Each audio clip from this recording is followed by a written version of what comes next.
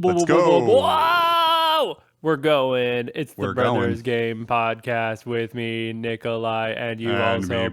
Brian. Hello. I will now talk like a robot through the whole episode. Just kidding. What's up, Brian? What's up? It's a podcast. What are we talking about? Well, I beat Tears of the Kingdom. Woohoo! Whoa! I didn't. Yeah.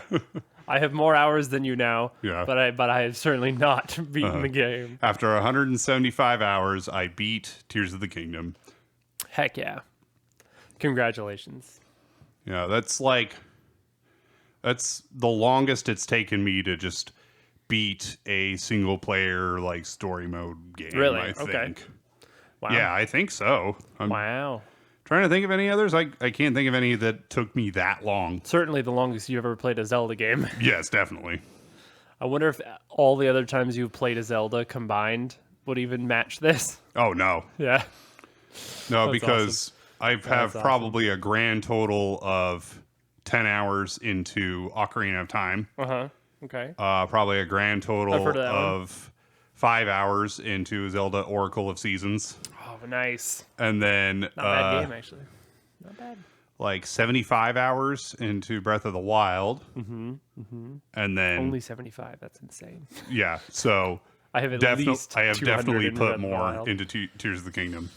Yeah, I'm pushing about 190 hours right now. I am in front of the Spirit Temple. So Okay. I'm getting there. So you have finished the regional phenomena? Yes. Yeah. I have acquired not really acquired, I guess. I've explored every cave and so gotten every bubble gem, got the cool fabric for that. I have completed every shrine, Yeah. all 152. So I have all the stuff for that. Right now I'm collecting, instead of doing the Spirit Temple, I'm collecting the paragliders, Yeah. all the different ones you can get, basically. So that's currently my my thing. Yeah. So I believe in the last episode I talked about how I did have one attempt against Ganon and lost. Yes. And yeah, then- you did mention that. Yeah. So after that, I finished collecting all of the side quests. I haven't done anywhere Okay. near all of them, less than half of them, but I have them all except Interesting. for like one or two. Nice. I have a lot of I had a lot of the armor sets and several of them upgraded a fair bit. 2 stars at least. Yeah. And then I always good. got the Champion's Tunic and the Hylian hood and trousers fully upgraded. Oh, cool. So It's I a good had outfit. good defense. I went and did like 50 shrines in one weekend. Yeah. Was it all the ones that you like initiated to get the warp point but didn't actually complete? Yeah, okay. That makes So sense. my map is all the ones that actually you can see on my map are pretty much done. There's Yeah. maybe one Yeah. or two that I haven't done. Nice. And so I've got I had a full stamina wheel and like a full row of hearts and then an additional like 4 on the second row. Makes sense. I did some practicing on a Lionel. Yeah, so you watched Austin John's video, Yep. I'm guessing, on And practicing on basically, Lionels. all I wanted to do was just get be able to parry. Yeah. I knew I Which is wouldn't so nice master to it do. Oh, without a I lot love of a practice. good parry. But I wanted to learn just the basics of parrying and the like time slow dodging Yeah, the Bullet time dodging. flurry rush. and flurry rushing. Yeah. Perfect dodge is what it's called, I think. Yeah. And I did kill 2 Lionels, Nice. Were they base Lionels or blue or okay? just base, Cool. just Nice. base, bubble The base, the biscuit base. Oh, that's cool. Yeah, I really got to the point where silver Lionels are nothing. Yeah. are nothing to me. It's really I ridiculous. did also try to start getting some stronger weapons. Yeah. I got a Royal what? Guard, a pristine Royal Guard broadsword. Oh, very cool. Fused nice. that with something strong like a silver bokoblin horn or Yeah. something. That's nice. And then I I did a couple of side quests, and then after that, I was like, I think just like, I'm ready I'm just to kind of just. done. Yeah, I was finished, so I went and beat the game. Mm-hmm. And Now, I don't personally want that many spoilers even, that's because fine. I don't even know what happens at the end of the game. So, But you could talk at least about the battle and stuff for so sure. like it turned out I needed all that defense and health. I'm sure. Because I've heard Ganon's because pretty of tough. how bad I am at parrying and perfect dodges. That's I awesome. didn't avoid a lot of damage. And it's gloom damage I just too, tanked so a lot of it. yeah. So did you have a lot of like Sunderlion food and stuff? Yes, quite a bit. I would hope so. Yeah. I also one time there was a blood moon, so I cooked a bunch of critical. Oh, that's dishes so as good to well. do. Yeah. Yeah. From like, if you don't know, audience, from like 11:30 p.m. to 12 a.m. On a blood moon. So like right before the blood moon cutscene happens, that little half-hour window in game time, all of your cooks are critical, which can be insanely good, especially if you're about to do a dungeon or something like that. So, yeah, super cool. Oh, really small spoiler, but a very interesting thing. Okay. Is once you have finished the regional phenomena and Crisis at Hyrule Castle. Are you talking about the cutscene? The Blood Moon Yes. cutscene? Okay, because I noticed it too. I was going to mention it. How cool is that? Yeah, that Zelda stops talking during Zelda it. isn't there and doesn't narrate it. Just there is no narration because the Zelda puppet is gone. So cool. Oh my gosh, I loved that. I was like, man, that's some really cool attention to detail, man. Oh, yeah. Beautiful. Beautifully done. Yeah. There's a mechanic in the fight with Ganondorf that is troublesome. Okay. I don't know Troublesome. whether I should say like how much I should say. I am bothered. Yeah, I don't want to know. Sorry. Okay, that's fine. Sorry. No, that's fine. Well, but if you know, you know. Yeah. I'm sure you probably know what I'm talking about. So Yes. yeah, if you've already beaten it. Wink, wink. I saw both of Donkey's videos. Oh my gosh, those on are Tears so, of the Kingdom. those are were so very good. fun. I think I've seen both of them like 5 times each. Yeah. They're so good. I love what he comes up with because it's stuff I would never even think to do. Because it's so stupid, and then but sometimes it works. It's awesome. What I love is the little things he says. Like he always calls bokoblins bobokins. Like he just says stuff wrong on purpose. It kills me every time. Yeah. It's so good.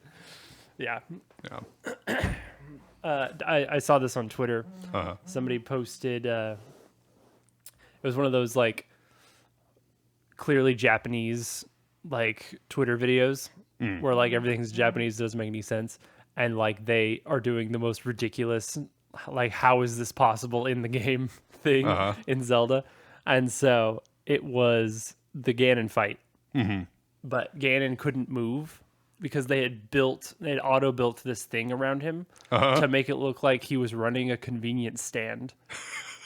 And so it had like stuff, and like there was stuff on the shelf. Like you could walk up to him and there'd be dazzle fruits and bomb flowers and like perfectly lined up. There was like a little flag thing.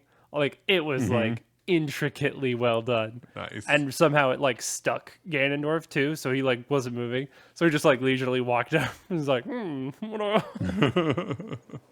so good. That's like awesome. incredible. In the last episode, I called the green fish lady. I called her Yuna. Her name's Yona. I wanted to correct that mistake I made. Too much FF10 going on. Yeah, pretty much. I thought Yona was really cool. Yeah. I liked that addition. Yeah, some people don't like her, but I think that's just because they love Sidon and they want him for themselves or for Link or whatever. Yeah. People are crazy. Yeah, I don't like. I get that this isn't. It's not exactly your type of game, is it? No, not really. Yeah. So like, even after 175 hours. What do you think of it? Like, how do you feel about it? It's obviously a good game. Yeah. It's obviously a well-made game. it's so big. It's so big. It's so big. It's ridiculous how big it is. Yeah. I still need a lot of light roots. I have a lot of depths to do still. So, like, in terms of just scale and content and number of things to do, which is content, but, it's like, it's obviously a very good, very well-made game. It's impressive, and I did, at many times, enjoy myself, and sometimes felt frustrated, and sometimes felt, and it's like, those are things that happen in a good game. Yeah, it's a roller coaster. It's a rare game that is just happy all the time and never frustrating, because then there's no challenge. Yeah, which I guess a game could just be it could be like a Kirby's Epic Yarn thing, where you're like, it's not meant to be challenging necessarily. Right, there's nothing to it. Just fun and cute. There's a place for that kind of game, I guess, but yeah. And I did like that very few things were just way too hard, just way beyond my ability. Yeah. Ganondorf could have been, but I was able to just become a tank and be able to just absorb so much damage that, like, I could take him and I didn't need to master parrying and perfect dodges. Yeah, it's not Dark Souls. Yeah. Basically. Yeah, I think it is very accessible, this game, I think, in general.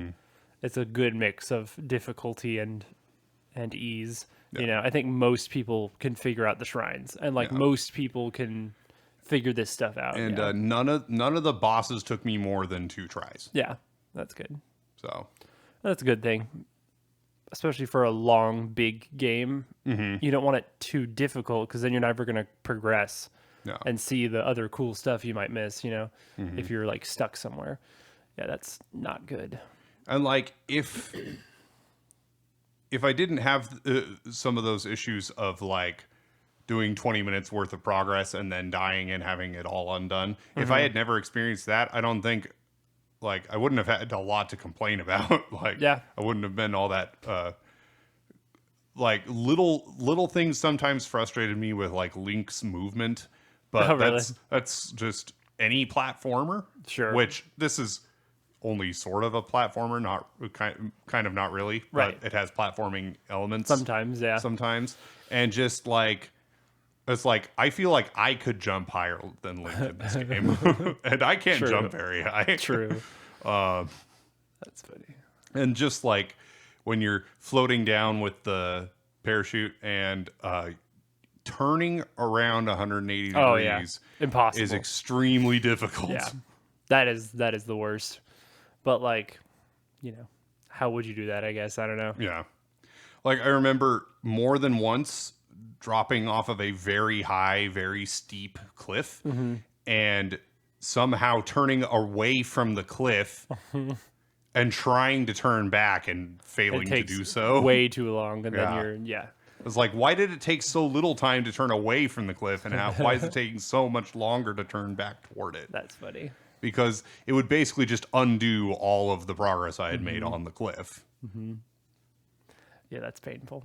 And part of that was just, I was climbing a cliff in the dark, so I didn't know how high it was, and I didn't know whether I had the stamina to actually do it. Yep. And it turned out I didn't. So especially in the depths, where sometimes it's a sheer wall that you just can't get above. Now, I did try to... once I realized that, wherever there's water on the main level, there's a impenetrable wall. Yeah, impassable wall. Once you learn the way it mirrors the overworld, it's very helpful in traversing it. There's some just like really high cliffs in there. That's true. They have a ceiling that you can get to. Or just really low valleys too. Yeah, that too. Yeah. No, definitely. Yeah, I think I find the traversal half the fun of the game.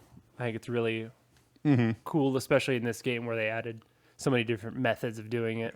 Well, and like once I had discovered most of the depths and I was just finishing it up, I just felt like I could go anywhere, do anything. And that was kind of cool because, like, in the beginning of the game, I felt very powerless.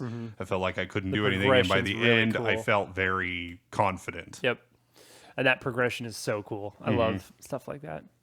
Yeah, they did that really well. Even better than Breath of the Wild, I think. It felt very progressive. And, like, you saw progression. Like, things changed slowly as you progress through the game. I just noticed I was in Lookout Landing, and by where Purah's little house is and stuff, it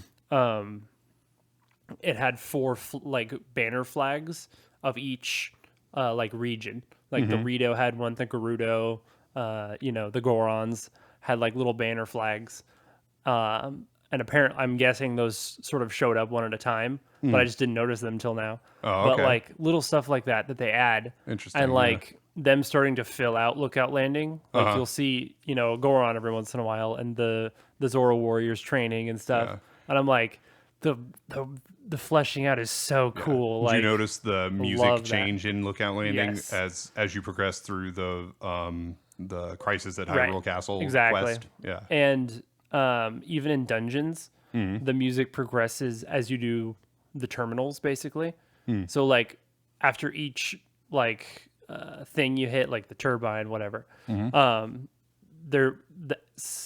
new instruments get added to the music. Interesting. I didn't even notice. It's really cool. I didn't notice it until like the third thing I did, the Fire Temple, I think. And then I went back and like looked it up, and it's totally a thing. So like as you progress through the dungeon, the music starts to swell more, and like I'm like, that's so cool. Yeah. Like so many little things. It's the kind of game where I know in over a year from now they're gonna be finding new stuff and like new cool little things. Because I mean, even Breath of the Wild was like that, and so this will be even more so. I heard it said pretty well that Breath of the Wild is still a masterpiece, and this is 10 times better. Yeah. like Breath of the Wild is still fantastic, but this is pretty much better in every single way. Yeah. Which, I mean, sort of by default makes it one of my favorite games I've ever played, probably. Yeah. I was kind of sad, though, thinking about it, because I'll never be able to play it for the first time again. And subsequent playthroughs will never be as good, as the first playthrough of games like this, especially. Yeah. And I've noticed that I am having a tendency more and more so to play a game once, play it all the way through, and then never touch it again. Never touch it again, yeah. For sure. Because that's not how I used to be at all. Right.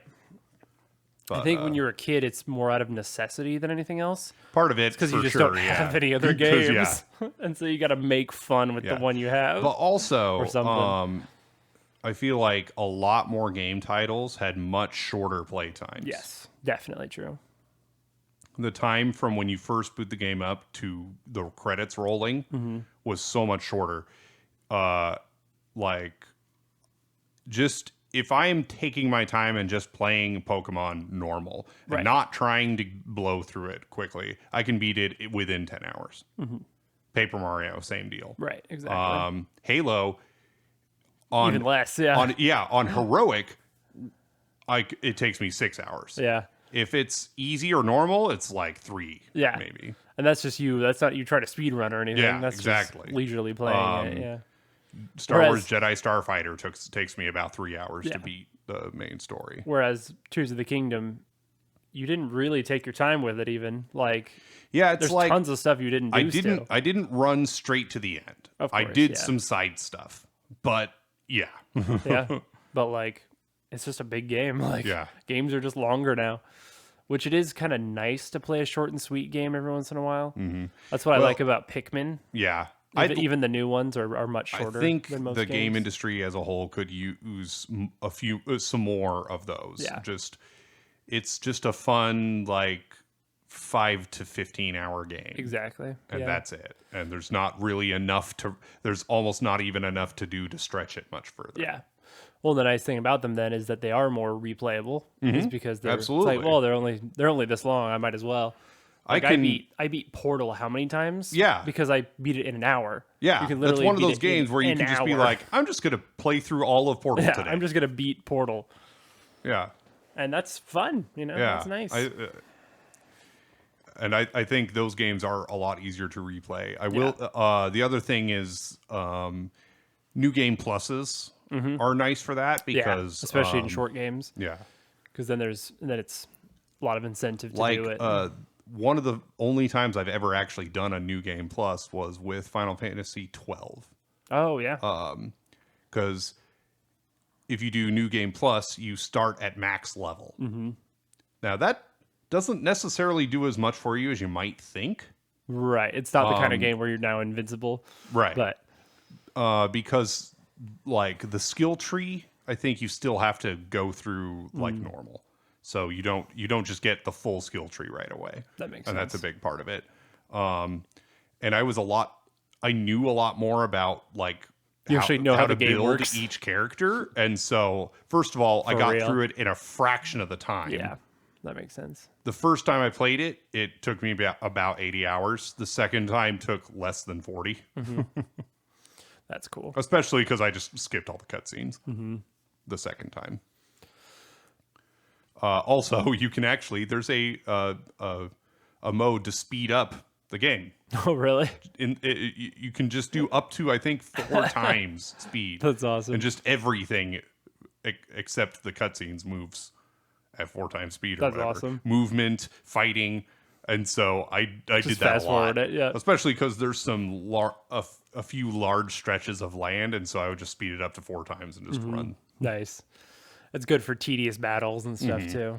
Yeah. And you can pretty much set your team to auto battle, and so I just kind of auto battled my way through all the easy fights. Yeah, that was nice in Persona 4 too. They did the same thing. You could auto battle and fast forward the auto battle. Yeah. Even so, yeah, really nice. Yeah. In Persona 4, I remember I started with my team on auto battle, but then I kept dying, and so I was like, okay, I have to. I have to take over. Yeah, you got to be. You guys are not good enough. You got to be strong enough where it's okay. Yeah. I think Tears of the Kingdom is just more of my kind of game. Yeah. You know, it's sort of a game made for me. I feel like. Well, and then like just not too long ago, I played Dragon Age Origins, and while I'd be very interested to see some of the different outcomes of different choices, the game's runtime is just long enough that I wouldn't play it again. Yeah. I don't think I'll ever want to invest that big a time sink into that particular game again. I didn't like it that much. Enough, yeah. Yeah, it sucks when it's like you have to really commit to a game. Yeah. Because it's so long. Like, I could maybe see myself playing Mass Effect again, although I don't know if I'd play the whole trilogy again. Yeah. I might just play the first game. That's a lot again, of games, yeah. Because even though the first game is lacking in a lot of ways, it was the easiest, and so it would be the easiest to replay. And that makes sense. Yeah. Yeah. Yeah.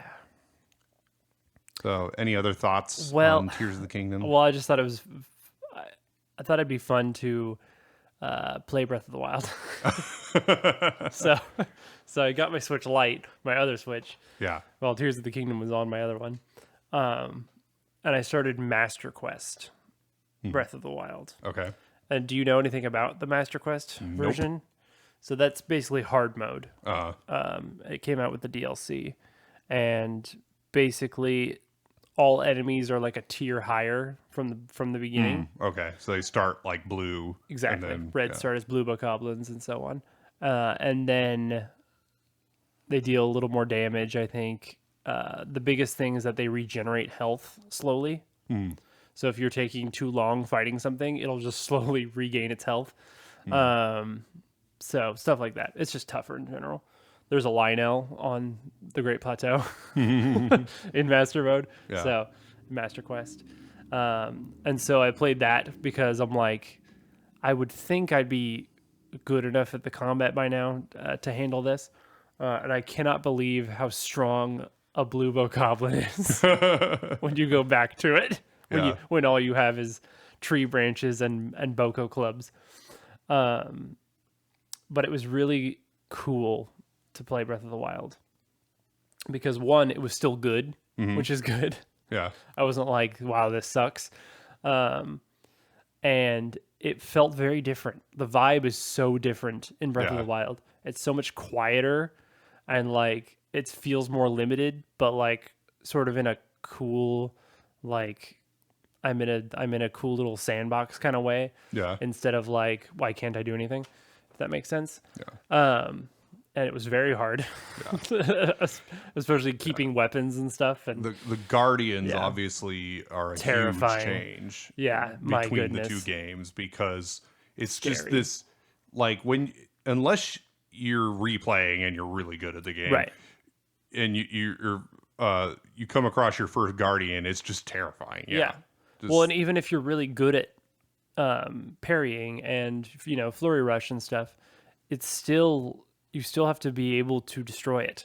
Yeah. Like you could go through 6 weapons and they break from durability, and you haven't killed it, and now you're out of weapons. Like, what do I do now? That's a much bigger concern in Breath of the Wild. Not really a thing in Tears of the Kingdom. I feel like nothing was that tough, like that thick. That you just needed 6 weapons to kill it. Which I think, a lot of people were complained about that in Breath of the Wild is weapons breaking too early and stuff. But I think it's a really interesting limiting factor. Yeah. So yeah, I got through the Great Plateau basically. And I'll probably pick it up again at some point, but it was just fun to compare a little bit. Yeah. Now that I was so into Tears of the Kingdom. Yeah. Anyway, that was cool. Cool. That's about it. That's really all I'm gaming at. Yeah. I will get back to my shiny hunt at some point. That shiny Kyurem will be mine.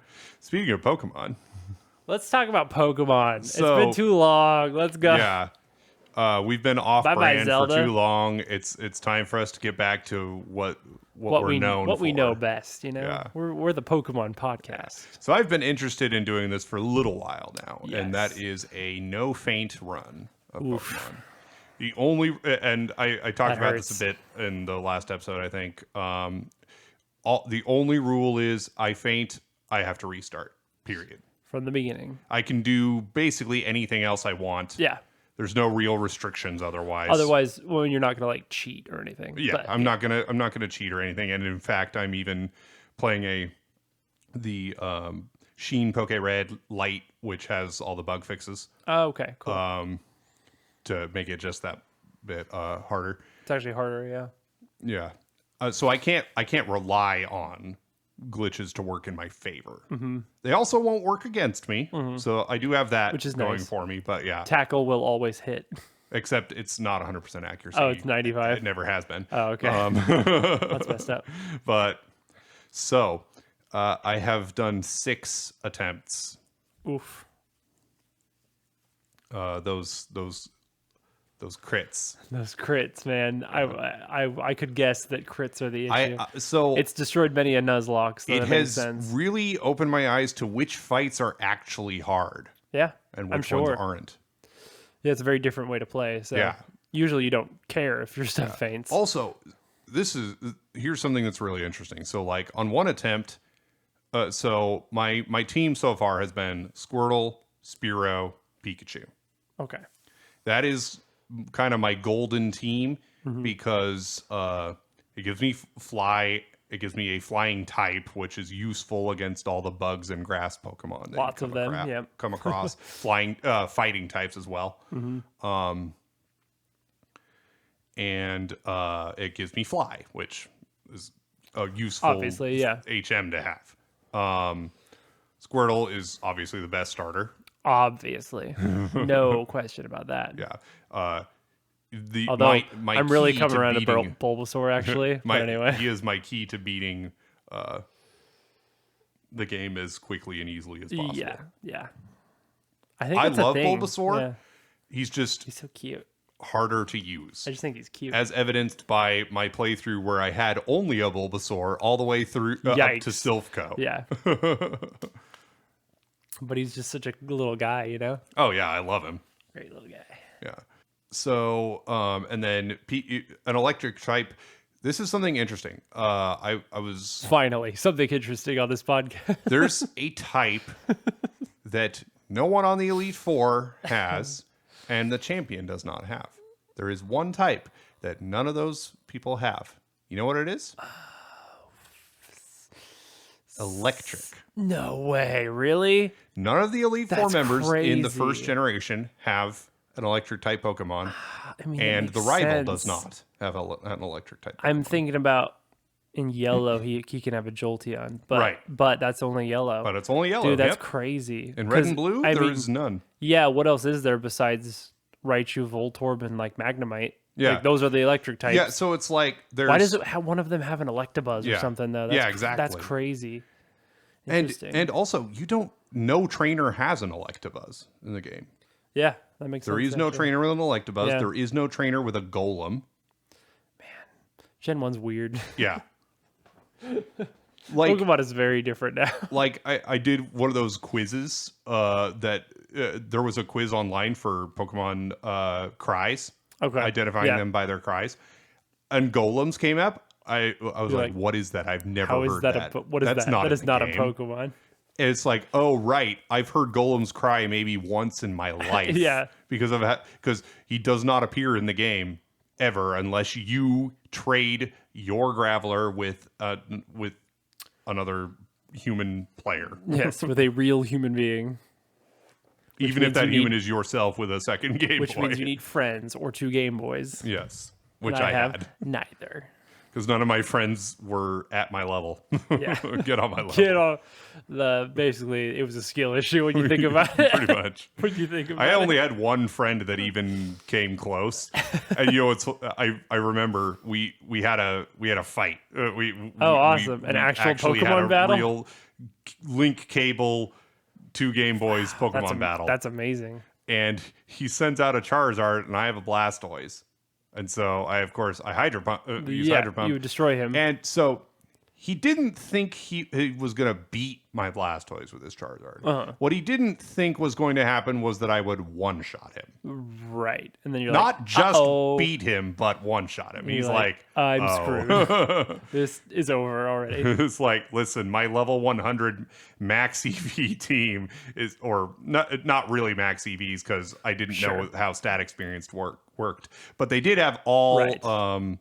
They had a full supply of proteins, Oh, carbose, and 'Cause calcium, you and all cheated. that. Nice. Yes, and all level 100. So yeah, nothing was really going to take my team down. That's messed up.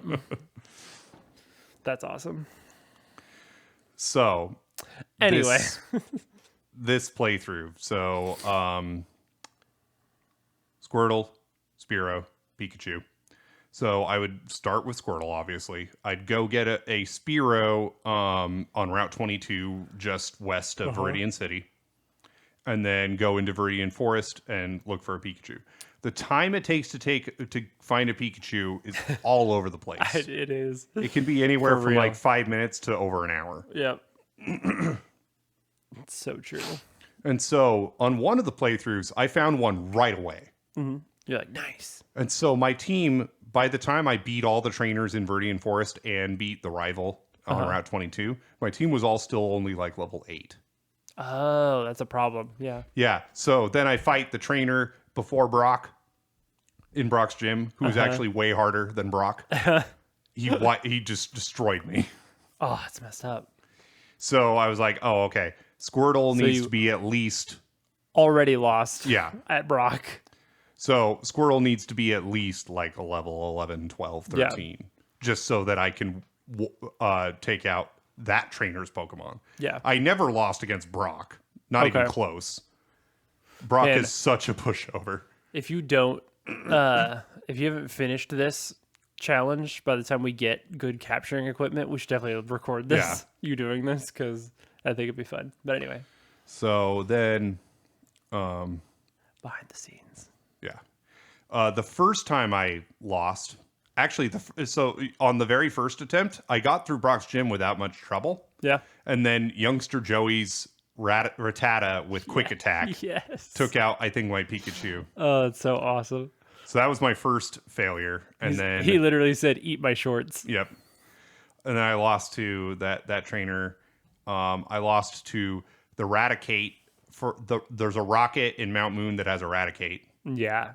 Yeah, the Hyper Fang one. With Hyper Fang, yeah. So that one's tough. Got to watch out for him.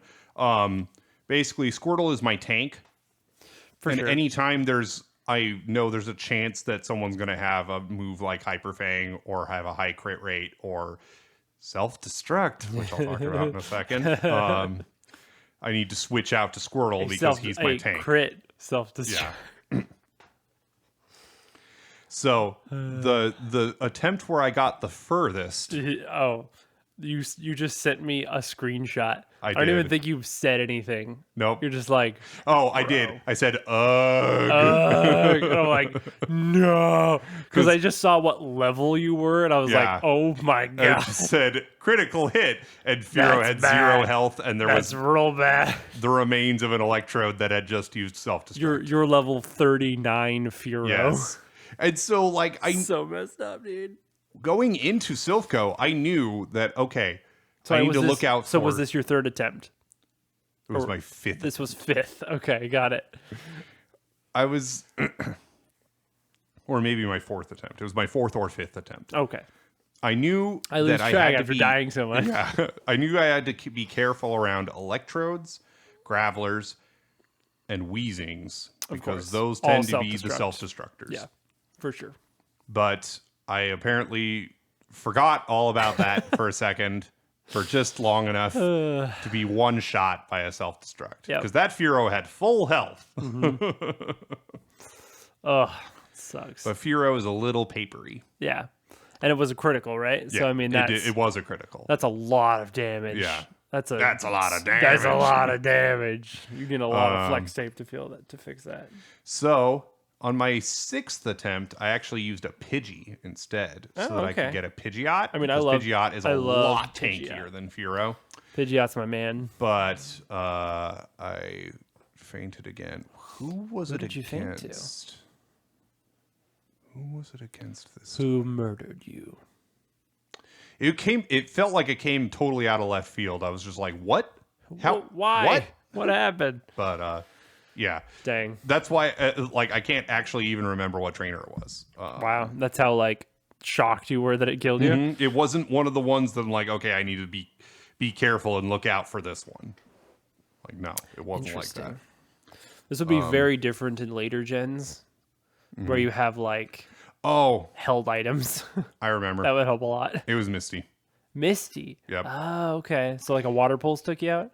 Well, of course it's red and blue, so bubble beam. But yes, leaf green. Same idea. Yeah. Oh, that sucks. Yeah. I mean, Starmie's pretty tough. So yeah, Starmie is tough. It's like the first tough Pokemon. I have to beat her with Wartortle. Yeah. No one else is tanky enough to take a hit. What do you do? Just bite or something? Or yeah.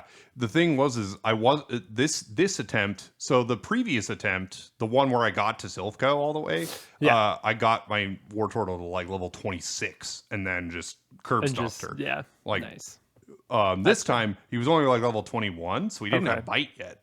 Oh, so I spammed tackle, but my health was getting real low, and so I switched out to Pikachu. Mm-hmm.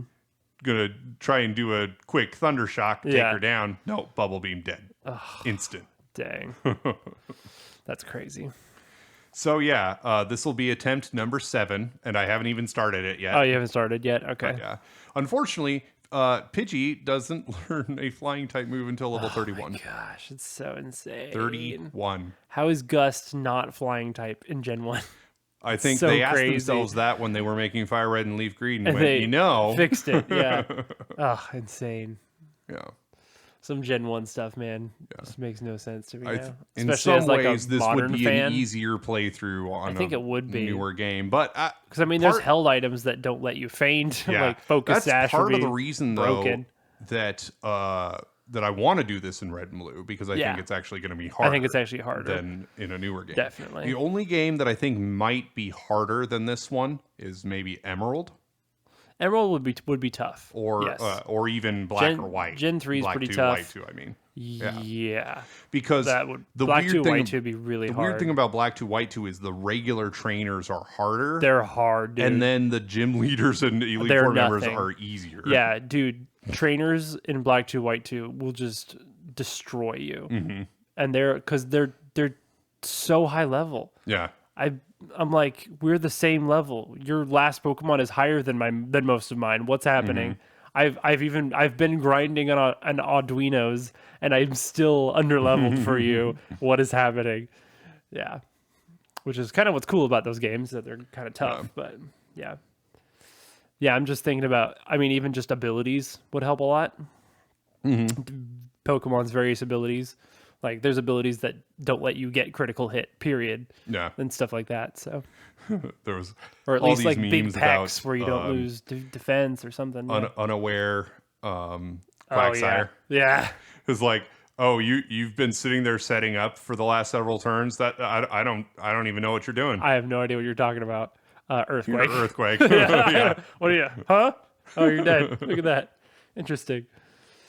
That's such an so interesting ability. Like, oh, you can power up, but that's fine. I have no clue what you're doing. I'm sorry. I was distracted. Yeah. Oh, I love it. Yeah, I think abilities are one of my favorite things about Pokemon sometimes, actually. Just because it makes them more unique. I think it's really cool. Part of the thing about Red and Blue and its simplicity and how few of those kinds of things it has is it's so easy for someone like me who is not necessarily great at metagaming for sure to metagame. Yeah. Because there's so little there's just to way it. less variables basically. Yeah. Yeah, I don't get to the point of like competitive players for sure. Mm-hmm. I just like to, look at that stuff at least and like if I'm going to catch a Pokemon, I want it to have a decent nature at least. Yeah.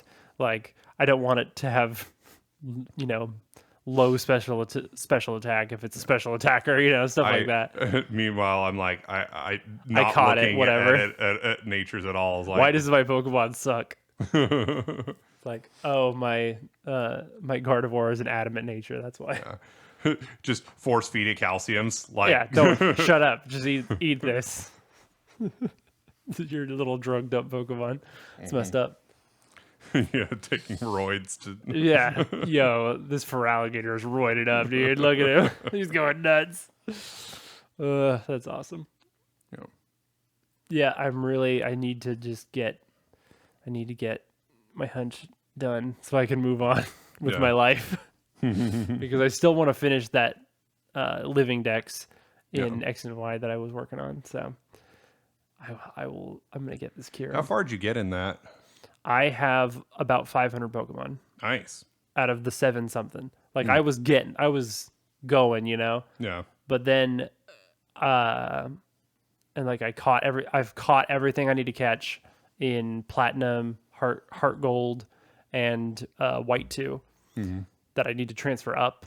And then I'm like, the last Pokemon I did catch in Black and White 2 is Kyurem. Yeah. And I'm like, I'm just going to try shiny hunting him because he has a cool shiny. And that was months ago. Yeah. And now here I am. Still Little did you know. Him. Yeah. So, hey, maybe by the time we have capture equipment too, I could maybe record it. Yeah. Because I'll probably still be doing it. Yeah. We are planning on doing some YouTube content here pretty soon. Yeah. Which we're excited about. That's the hope anyway. Yeah. You one day your children will be like, oh Dad, he with his 47,000 attempts on. I'm gonna get it someday. It's like, it's only been 2 years. Why are you talking like that? Oh, that shiny hunting makes you old. Really takes it out of you. So I read. What should I shiny hunt next? Do you think? It's true. It's real. This will not deter me from shiny hunting. Shiny hunt Rayquaza. Absolutely not. No freaking way am I doing that. I would love to get. So one of my favorite legendaries is Xerneas from Pokemon X. It has a beautiful shiny. It's like a light teal blue. Super cool. What's Zygarde's shiny like? Zygarde's is white. He's really cool. Oh, cool. It's like white and green. Zygarde's looks really good, actually. I forget Yveltal's. I don't think it's very good. Anyway, Xerneas, this is so cool. And you can get him in the Dynamax raid dungeons in the Crown Tundra in Pokemon Sword. And so I might shiny hunt it there because the odds are like 1 in 100. Oh, nice. For it being shiny. So I might just go for it there. Yeah. Part of the hard part is getting through the Dynamax adventure to actually get to it. Yeah. But really good shiny odds. So yeah, I might try that sometime. Cool. Anyway, what were you saying? I read an article that said, I think it was 87%. Oh yeah. I heard about this. Games are just lost. Or lost to time. Yeah. Yeah, that is awful. Like I'm not super educated on the gaming preservation sort of side of everything and the like gaming historian stuff. Yeah. But I mean, I fully support it, and like I absolutely want those things to be archived and stuff. So. And the thing is it's really only players who are putting any effort into preserving these games. Yeah, and the companies do not care. Yeah.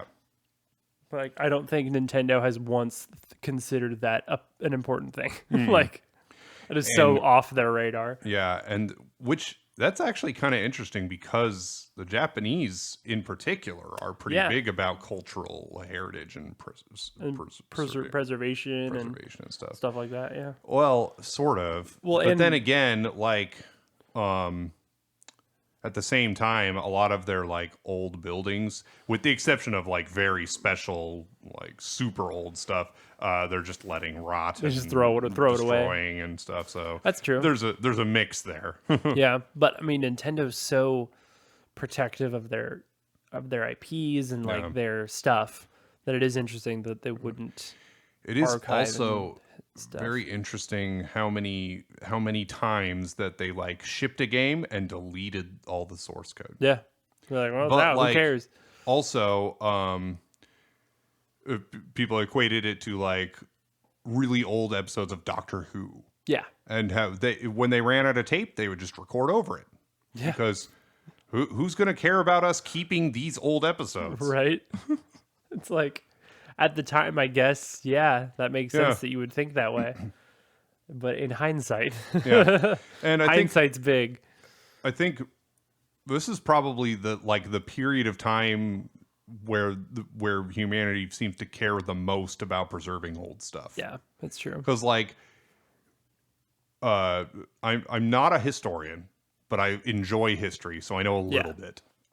And from what I understand, a lot of times in ancient times, there was not really any thought to preservation of buildings or sites or anything. And so, like, if a wall was destroyed, they just, like, take what they could and build something else or build over the top of stuff or completely knock stuff down and replace it. And, like, there wasn't nearly as much concern over like, oh, we want this to last 1,000 years. Like it wasn't necessarily built with that in mind. That's just exactly.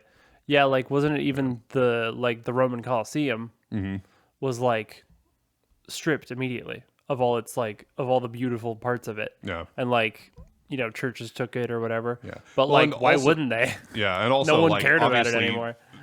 There are towns and cities that were sacked by invading forces. Those invading forces obviously didn't care about preserving the culture of the peoples that they were slaughtering. Beautiful cultures are destroying. Yeah. Like when the Library of Alexandria burned, when the Mongols destroyed the Baghdad House of Wisdom. Like there was no thought there to we should preserve some of this. Yeah, like, no. This knowledge. They're like, we hate their knowledge. Yeah. Oh, that's crazy. But I digress quite a bit there. Anyway, but video games, also. Preservation. Yeah. Yes, I am strongly in favor of preserving games. There's some cool organizations out there doing that stuff. Yeah. And it's why, like, I don't feel any... When a company produces a piece of entertainment and then they not only stop producing it, but make it impossible to legally obtain. Right. At that point, I no longer care about the ethics of copying it. Right. And making it available to the general public. Like, you know what? I am all for it. Go for it. Yeah. Because... And especially with in-gaming, the retro market is so bloated right now. It is so insane. I think it's up like 200% or something. Yeah. Average, like, game prices. And that's just stupid. There's no reason for that. No. And it's like, yeah, I'm not going to spend $200 on Black and White 2. So I'm just going to, like, download it. No. That makes sense, you know? Like, I mean, if you can get it on the Switch, you know, a port of it, Yeah. you should get that. You know, that's cool. Sure, yeah. But, like, yeah, I get it. And, and, like, when the developer does make it available, then that's great. Yeah, But, and you should support that, yeah. But, Yeah. And so sometimes, like, there have been enough things where I wished I had, like, downloaded this particular YouTube video or something, even when it went against their terms of service, because it doesn't exist anymore. Yep. And you cannot Lost view media. it as, like, Ugh. it. Sometimes I'm like, man, maybe I should save, like, all the stuff that I think is worth me saving, and Yeah. because there's been enough lost entertainment already. There's a lot of lost media out there, man. That's crazy. Yeah, deep diving on videos like that are interesting. Like, talking about lost medias can be really fascinating. Yeah. It's like this culture of content and, like, and video games and movies and stuff has not been for very long. Yeah. Right? But there's so much content. Yeah. Like, I feel like half of it is bound to be just lost forever, unfortunately, just from the sheer volume of everything. But yeah. Yeah. And there's this saying about how, like, once it's on the internet, it's there forever. And it's like, I can demonstrate that is it definitely is not true. Yeah. It can actually pretty easily disappear from the internet forever. Yeah, that's true. It's like, sure, there's probably a lot of media that is like, there are pictures that are stored on some server somewhere in some state in, like, rural Iowa or whatever. I don't know. Right, of course. That Ohio, of course. Yeah. Always. where where that file exists, but no one will ever see it again. Yep. Or it's on a tape drive in a stack of tape drives. There you go. And, like, no one... Yes, it still exists. It's still out there. It's just no one will ever see it again. No one will ever look at it again. Yeah. For the rest of time. So true. Beautiful. Beautiful. Indeed. And, so... Well, so, like, you heard Microsoft is trying to buy Activision Blizzard. Yes. Yeah. This has been a weird thing going on for a while now. There's a lot of stumbling blocks for them to do that. The FTC is like, okay, that's a big entertainment company. You're a big entertainment company. Yeah. You buy them, you're a really big entertainment company. That's that really looks kind big. of like a monopoly to me. Yeah. And I kind of agree. Yeah, that's a little big. And so they have passed one of their hurdles. Yeah. Recently, but they still have many more. So we'll see if any of that goes anywhere. Yeah. That's all a bit cringe, isn't it? A lot of companies with a lot of dodgy track records. Yeah. Yeah. It's funny how little I care to get like an Xbox or a PlayStation 5. I'm really Yeah. pretty much just a Nintendo gamer at this point, Yeah. for a while at least. I still want a Like, PlayStation man. 5 just for Final Fantasy VII Remake, the additions to it. But It's called Remake because an alien remade Sephiroth. Wow. of course we know who Sephiroth is. He's the main villain of the game. They are remaking Fable. That's crazy. Wow. Fable. I know. And I kind of don't care. Yeah. Like, even though I absolutely adore that game. Well, like, really, we're 2 and 3 really that all that good? No. Yeah. No. Whereas the first game, great. First game is incredible. That's one of those games that I have replayed many times. Oh, yeah. Same. Oh, my gosh. Ow. Dude, my cat messed me up yesterday. Oh, really? My very sweet cat, who would never hurt a fly, Legolas. He, if he's playing with something, we were folding laundry and he was playing in a shirt, and I grabbed the shirt, and he just like grabbed me with his claws and like ripped my finger up pretty bad. I was like actively bleeding from my finger. But he was just playing, you know. He's just a little guy going nuts. Yeah. And I'm like, I understand. But ow. That's what I've been up to. Yep. We're getting very tired. Yeah. It's like 11 o'clock as we're recording. You know, I did just want to say we're getting close to the hour, but it's true.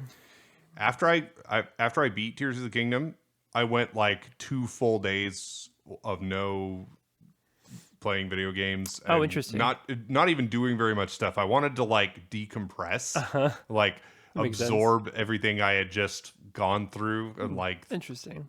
yeah. Yeah, that makes sense. I didn't want to jump right into a new game. Yeah. After all that, I wanted to take a break. Zelda's a bit emotional. I know that's true for me. So It's less so about the game being emotional for me, right, and more so about the time I put into it. Yeah. Because it kind of consumed my entire life for a good month and a half. Yeah. Most people, that is true. Which I understand Right that now. like a lot of people have played a lot more than that, but Right. for me that was pretty significant. Yeah, it's like it's interesting. I was watching Game Grumps play Tears of the Kingdom. My man, Aaron is bad at the game. It's really funny. It would make you feel like a master of the game. Yeah. But it's really, I love Dan's commentary on it because doesn't play a lot of video games and stuff, but he does really like Zelda, really liked Breath of the Wild. Didn't actually play them, but watched Aaron play them basically. And he was so enthralled just watching it. Yeah. And it's true. And he's like, even when we're not playing this, it's like half of what I think about is Zelda, is Tears of the Kingdom. I'm like, yeah, it's like, there's something about this game. I think it's maybe just the scale of it or something, or my mic is literally falling right now. That was awesome. But it's kind of consuming the game a little bit. It kind of takes over your mind a little bit. Yeah. I think that's definitely true. Don't mind me. I'm just retightening. You all right over there? I'm just retightening my mic. My arm was coming down. We good, fam. All right, cool. Now that my mic's on, I guess we'll end the podcast. Yeah. Did we record that? Was that recording? That's good. Oh yeah. That's good. Of course. That's good. You're like, I would never fail. I'm the audio guy. That's right. Well, if you like that crap, go ahead and download the podcast. Yes. Please. That would be fantastic. And if you're watching on YouTube, thanks for watching on YouTube. Please leave a comment, subscribe, like, and all that good stuff. Really, it would just mean the world to us, you know? It would just mean the world to us. And you can follow us on Twitter at The Brothers U Pod. Yeah. If you still use Twitter, I guess. Some people do. We do not have a Threads account. Don't ask. I will not be making one. No way, Zuck. You ain't getting my data. Or something. Oh, boy. Brian, anything else? Are you done?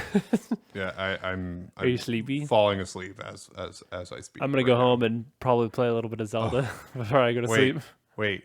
What? I didn't talk about the energy drink.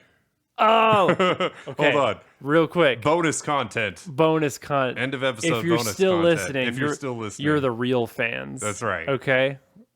Brian, tell me about your caffeine addiction. Okay. So first, I've drank much caffeine over many years. I am the caffeine man. I was quite literally addicted to it. Like like a lot of Americans, like but, most people. like most people. But yeah, I didn't really like that, and also I didn't like how much money I was spending on caffeine. For real, because you don't drink coffee, right? Which is the cheapest method I drink of caffeine. energy drinks, which can get expensive if you buy a lot of them, which I do. If you drink like 3 a day, like you did, usually only 2, but usually. So last Monday I quit. I had cold turkey. Cold turkey, quit caffeine. I had 2 days off in a row, so that helped. I didn't have to work those 2 days. So, and that was last Monday. Okay. And it wasn't until today that I caved. You're like, forget it. But here's the thing. So hey, a full week. That's pretty good. I made it to about noon, and it was a little rough. I was still I'm still having side effects from or withdrawal symptoms, I guess, technically, from not having it. But I made it through to about noon, and then I get back from my lunch break, and it's like I was literally impacting my ability to do my job. Yeah. And that's when I had to draw the line and said, okay. So I drank about half of a Rockstar. Okay. And it worked. You felt it, actually. Yeah. That's good. I actually felt a genuine difference in my level of alertness and stuff, which that's the thing is it's not that I want to never ever have it again. Right. I don't want it to be a daily habit. Yeah. I would rather it be something that I do every once in a while to give me a boost when I really need it. Yeah. As opposed to something that I just have twice a day, every day. Must have constantly, or else. Yeah. Yeah, I try to limit my coffee intake. Yeah. The problem is I really like coffee. Yeah. And I'm into it. And so I want to make it more and drink it more. I also get energy drinks that I like the flavor of. Of course, stuff, yeah. So I like them as drinks. Actually tasty to drink too, yeah. And I have noticed if I make it a daily habit, I grow a dependence or a tolerance to it, and so it takes more and more for it to have the same effect. Right. And so that's the other reason I want to not really limit the amount. Have it be a daily habit because I want it to. Half I don't want to develop that tolerance. One turns into 2, and so on. Yeah. Yep. I mean, it's like every other habit, basically. Yeah. Once you start doing it a little bit more often, you just do it more and more all the time. Yeah. Yeah. It could be like that with even scrolling on your phone. Yeah, crazy. So instead of scrolling, listen to the Brothers Game podcast because we're your friends and we care about your mental health. So sponsored by this is better by BetterHelp. No. Go ahead and no, it's not. It's not. All but right. It could be. Call us BetterHelp. All right, download please. Bye. Bye.